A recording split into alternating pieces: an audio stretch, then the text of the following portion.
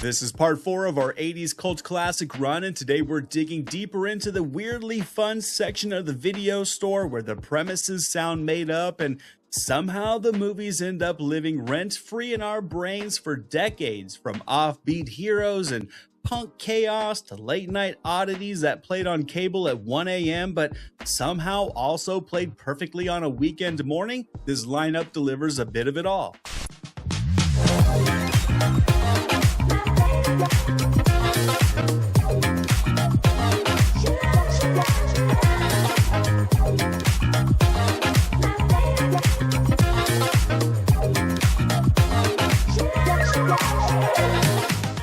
What's up out there, everybody? Welcome back to the channel. I'm Anthony DeJoya, and this is your home for pure retro movie nostalgia, deep cut discoveries, and just for recapturing that warm, fuzzy feeling born from our weekend trips to the video store. If you love midnight movie energy, VHS era comfort flicks, and the special brand of 80s cinema where the choices are bold, the hair was big, and the logic was optional, you're absolutely in the right aisle. This is Movies Never Say Die, and Friday Night Rentals starts now.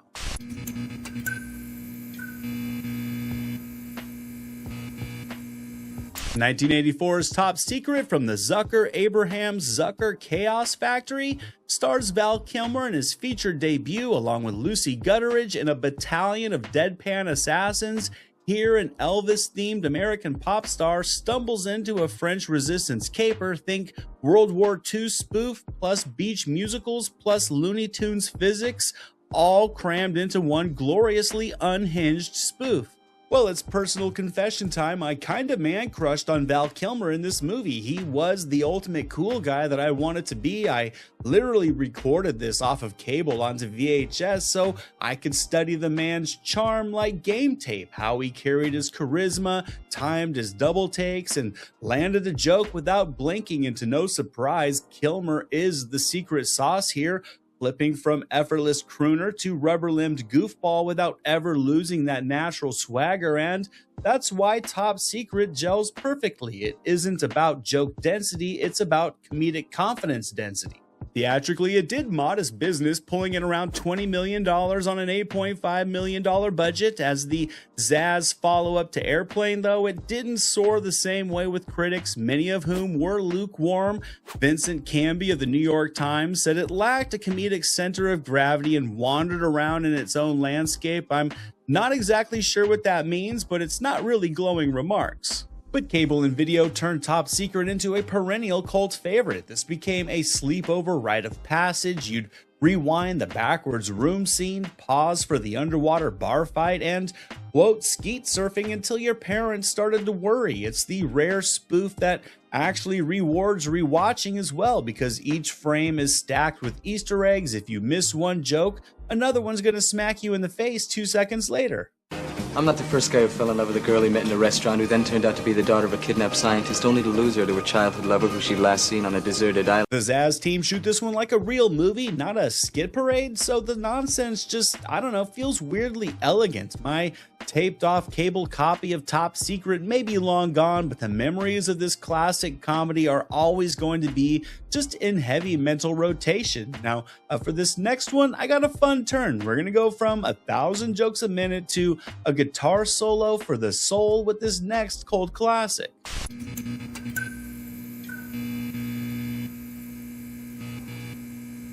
In 1984, director Albert Magnoli would give us Purple Rain, a romantic musical drama starring Prince as the kid alongside the stunning Apollonia Quintero and a scene-stealing Morris Day. In this one, a gifted but volatile Minneapolis musician battles rivals, family storms, and his own ego before detonating the club stage with songs that turned pain into purple-injected electricity. You know, back in the day, a lot of the girls that I knew loved Purple Rain, so naturally young Anthony did too, but secretly, I kinda loved it. I'd show up for the cool points and then stay because Prince was basically plugging right into my nervous system, and it may have actually been my first guilty pleasure. The First Avenue sequences are shot like fever dreams, sweat, spotlights, perfect backlighting, all drenched in atmosphere. Between the musical sets, the melodrama is pure 80s cheese, popped collars, indestructible eyeliner, and emotions dialed up to 11, but it all seems to work because the music isn't decoration, it's really the engine, and every song pushes the story and the character forward. At the box office, Purple Rain was a rocket, around $70 million on a $7 million budget.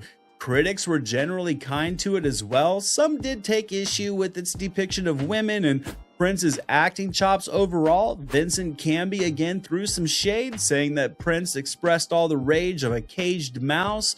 Harsh and not entirely wrong, but also not the full story. On home video, Purple Rain became a must-own that just really lived in video cabinets all across the country for years. The soundtrack would go supernova, Let's Go Crazy, When Doves Cry, Purple Rain, all turned living rooms into mini concerts venues, and on VHS, it was an absolute relationship flex that you'd rent for date night.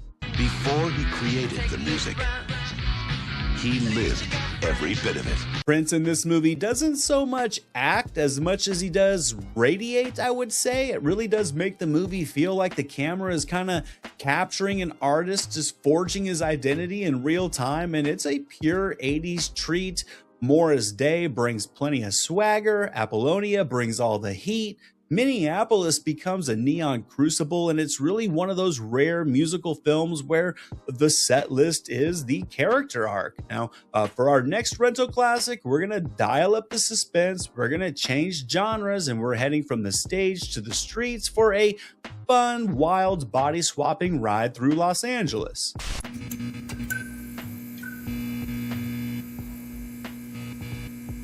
1987's The Hidden stars Kyle MacLachlan, Michael Nouri, and Claudia Christian in a body-hopping crime spree where a weary LA detective teams up with a very odd FBI agent to stop an alien parasite that loves fast cars, loud music, and violent mayhem. This thing keeps switching hosts and upgrading its rap sheet, turning the city into its own personal playground of carnage.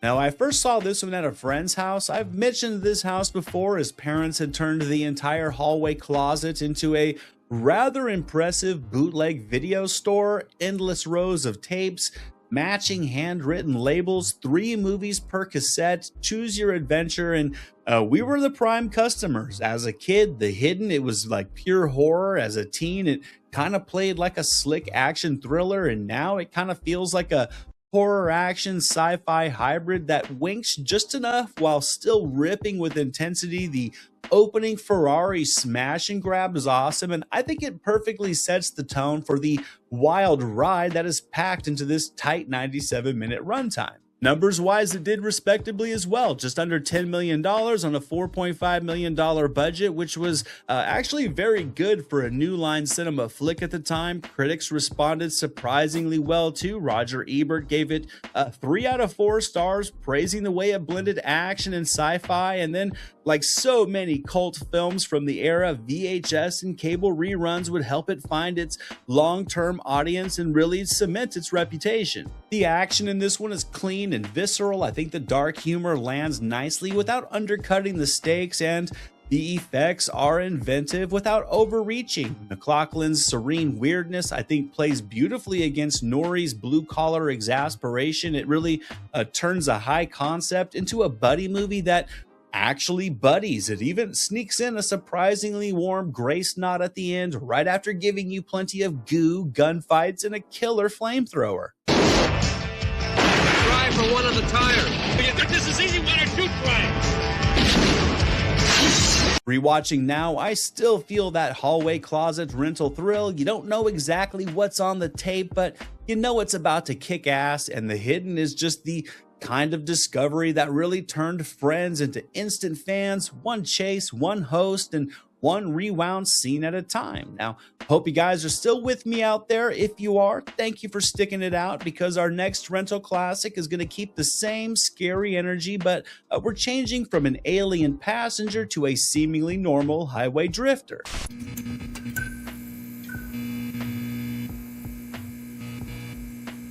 In 1986's The Hitcher, a young driver gives a lift to the wrong stranger and the open road turns into an endless nightmare. What starts as a simple favor quickly becomes a deadly game of cat and mouse at highway speeds. Rutger Hauer, C. Thomas Howell, and Jennifer Jason Leigh fill out the small but mighty cast in what might be the ultimate anti-hitchhiking PSA. I first saw this one at a friend's sleepover birthday party where the parents had rented The Hitcher, Police Story, Invasion USA, and Police Academy for a bunch of 8-year-olds. They topped it off with pizzas, chips, and soda. It was pure 80s parenting at its finest.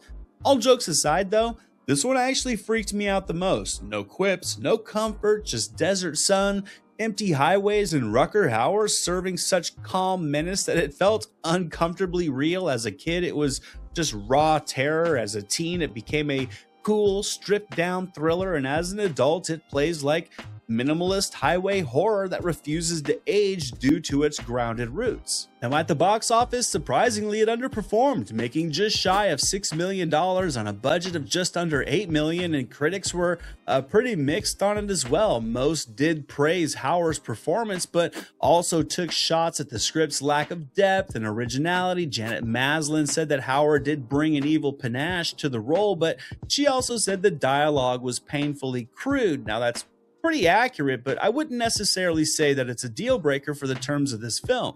Here, VHS did what VHS did best. It turned The Hitcher into a legend. This became a weekend sleepover staple, and cable reruns would quietly build its cult imprint. I think the film's real power is in its simplicity: widescreen desert frames, a score that hums like a frayed nerve, and set pieces that just lodge into your brain without needing extreme gore to do it. Why are you doing this to me? You're a smart kid. I'll figure it out. Rutger Hauer is great in this one, as mentioned. He's magnetic, unreadable, and inevitable. The movie never really explains him. It just kind of lets him loom, and it absolutely works. C. Thomas Howell sells the shell shock. Lee gives the story a fragile heartbeat, and the ending really does land like a steel toe to the soul. And rewatching now, I still feel that birthday party jolt, and I still double check the rear views on long road trips. Some road trip movies are about the freedom, and this one's about the price of it, and it's sort of timeless. So what do you guys say we lighten the mood a bit and kind of switch from white knuckle terror to a feel-good action rental that just delivers a buffet of roundhouse kicks?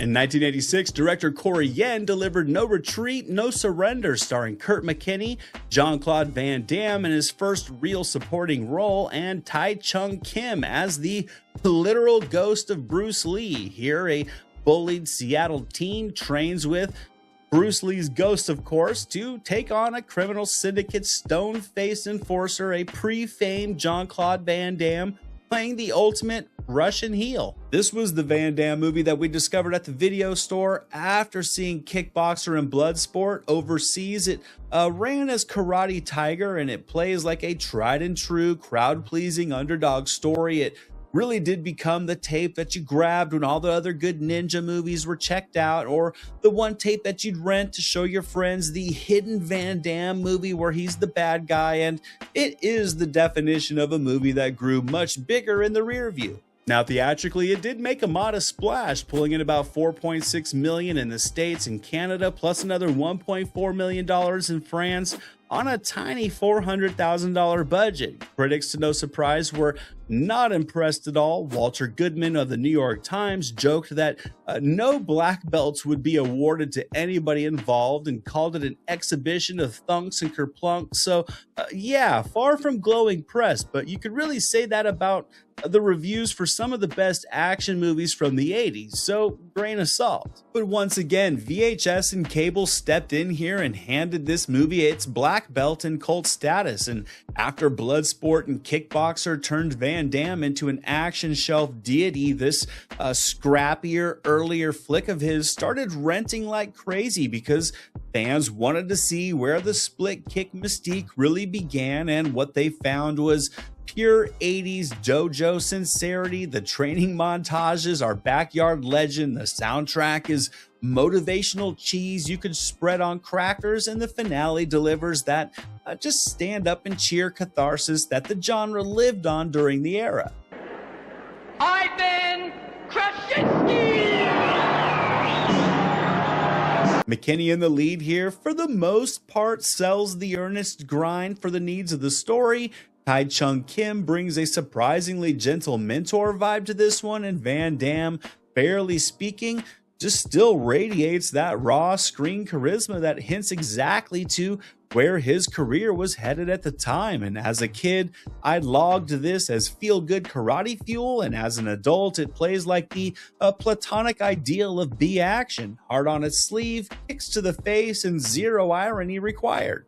And that completes our late night stack for this trip down the cult movie aisle. And if 80s cult chaos is your thing, make sure to check out the other episodes in this series. Plus, check out the VHS vault for some 90s deep cuts that really did keep the rental era alive. I'm currently digging through some 90s cult classics in that series as well. You can find all those episodes right here. And as for this one, I know you have your own memories of renting some of these gems or catching them half faded on cable or being hypnotized by the cover art as a kid. Drop your stories down in the comments. I love hearing what you guys discovered out in the wild of the video store aisles back in the day. Thank you guys all so much for watching and supporting the channel. I really do appreciate it. You guys are the best. You are all part of the retro movie family that we're building here. And if you dug the nostalgia vibes and you haven't done so yet, hit like, subscribe, and ring that bell so you don't miss the next cart of Friday Night Rentals rolling your way real soon. It really does help the channel with the algorithm, and it'd mean a lot to me if you did. So until next time,